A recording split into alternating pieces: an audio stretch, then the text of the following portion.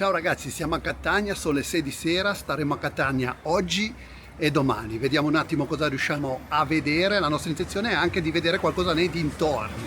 E via! Partiamo da uno dei monasteri più grandi d'Europa, il monastero dei Benedettini, oggi università, ma nato nel 500.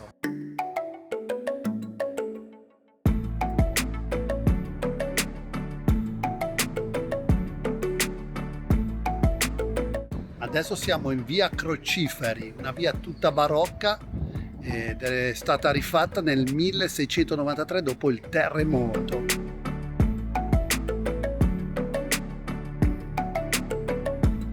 Catania è la seconda città più popolosa della Sicilia. Si trova sulla costa orientale dell'isola ai piedi dell'Etna ed è famosa per il suo centro storico barocco dichiarato patrimonio UNESCO.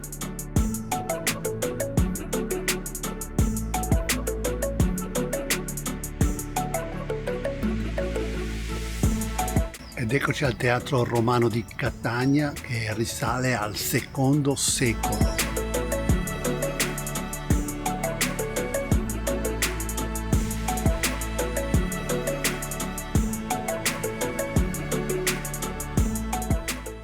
E siamo arrivati a Piazza dell'Università. Questa università è del 1400.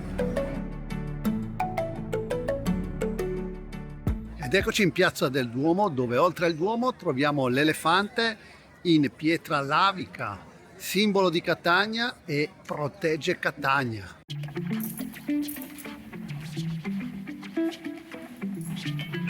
Ed ecco il Duomo di Sant'Agata, il simbolo di Catania ricostruito dopo il terremoto del 1693.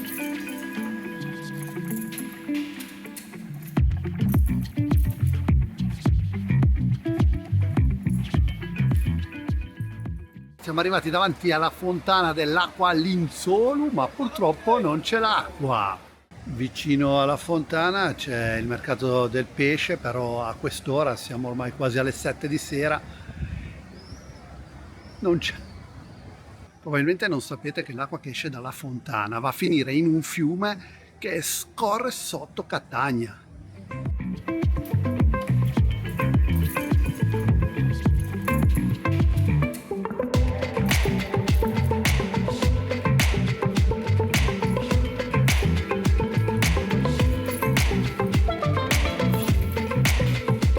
Ed eccoci arrivati a Castello Ursino, costruito da Federico II nel 1200 ed era sul mare. Poi un'eruzione dell'Etna ha cambiato tutto e adesso si trova in mezzo alla città. Adesso siamo in via Etnea, la via principale di Catania, ed è lunga circa 3 km. E stiamo andando verso Parco Bellini. E adesso siamo a Villa Bellini, il parco più importante di Catania.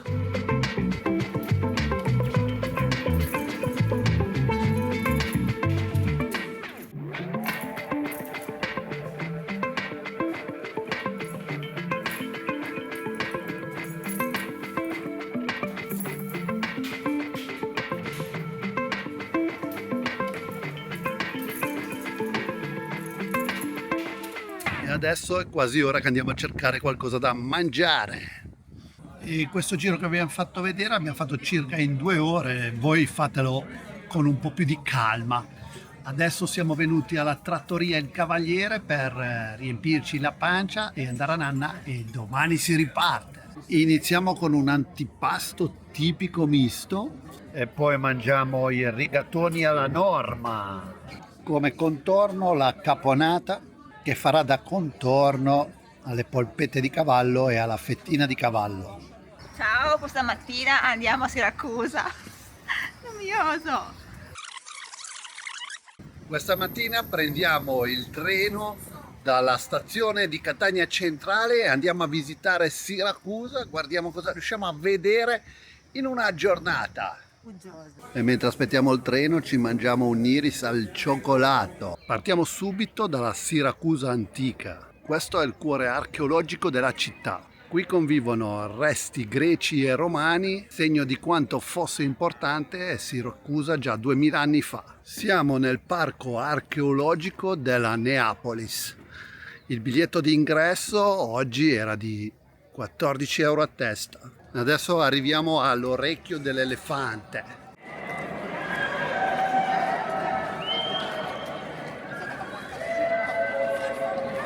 La grotta dell'elefante è una grotta artificiale con una particolare capacità acustica.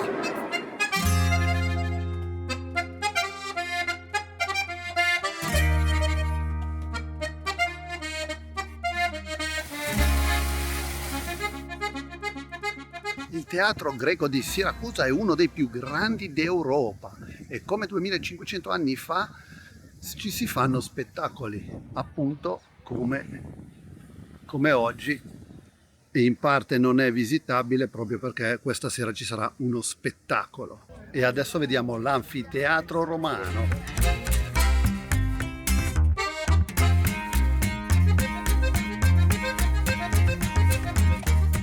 Adesso visitiamo il Santuario delle Lacrime della Madonna, un santuario molto particolare nato nel 1953 per commemorare la lacrimazione di un quadretto fatto in gesso raffigurante il cuore immacolato della Madonna.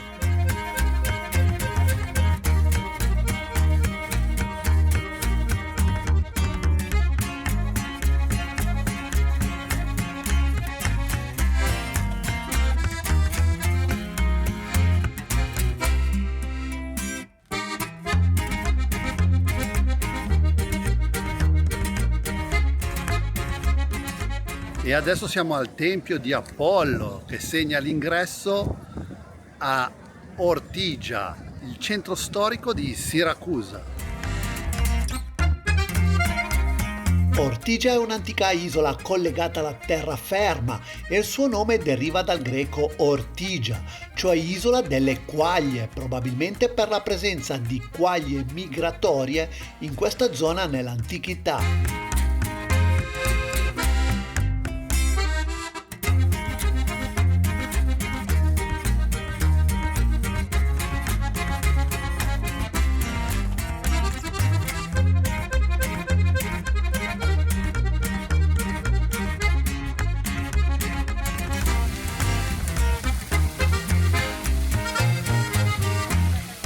E adesso siamo dalla fontana di Diana. Adesso andiamo a vedere la piazza del Duomo, una delle piazze più belle d'Italia. Purtroppo al Duomo ci sono dei lavori. Il Duomo venne costruito sopra un antico tempio greco dedicato ad Atena e ancora oggi alcune colonne originali sono visibili nelle mura della chiesa. E questa è la chiesa di Santa Lucia alla Badia. E siamo sul lungomare di Ortigia, dove si trova la celebre fonte Aretusa, una storica sorgente d'acqua dolce legata alla leggenda della ninfa Aretusa, trasformata dalla dea Artemide in una fonte per sfuggire al dio Alfeo innamorato di lei.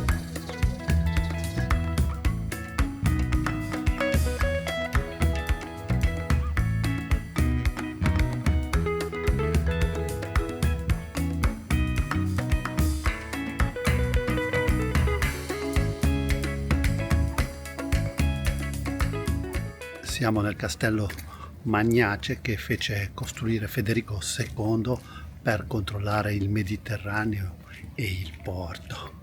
Ricordatevi che quando entrate in un'attrazione a pagamento al 99% trovate anche i VC, per cui non siate tirchi.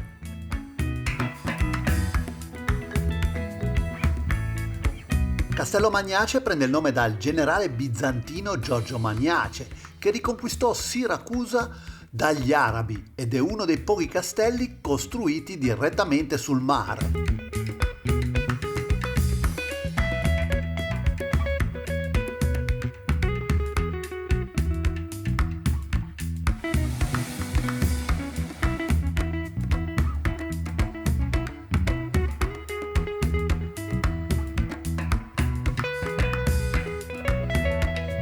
mentre andiamo verso la stazione ferroviaria ci fermiamo a prendere 2 granite, pistacchi e mandorle con una bella brioche. E poco più tardi un bel canolo siciliano. Alla sera una cena che non ci resterà nel cuore.